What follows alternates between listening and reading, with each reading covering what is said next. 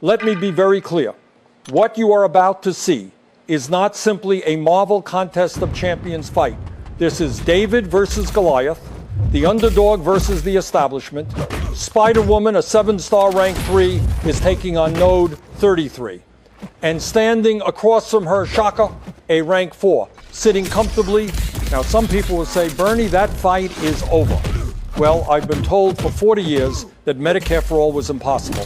I was told you could never take on the billionaire class. Let me be very clear. This is Node 33. You've got Combat Deja Vu, Prowess, you've got Prowess Puncture, and you've got Conflictor. In other words, the system is rigged. You block once, you get punished with Prowess. And here it is, Spider-Woman goes for the dex, but she's just a split second late. What happens? Shocker immediately chains, stuns into combos. This is what I call the billionaire system.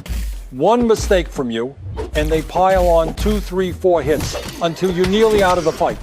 Now she's hanging on by a thread. 15% health. This is the working class of America right here. One bad break, one accident, and you're in crisis.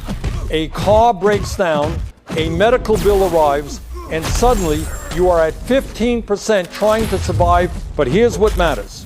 She does not give up. She does not throw in the towel.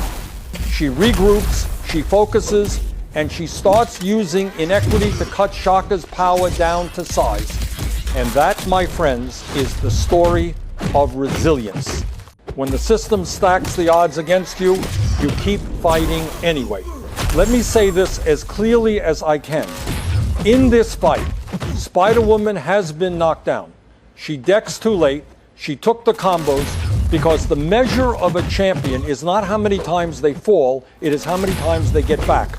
And I think of people like Luigi Mangione, a man who has spent his life taking hits from a system that is often unfair, often cruel, and yet he does not stop fighting. And that, my friends, is the spirit we must all carry forward.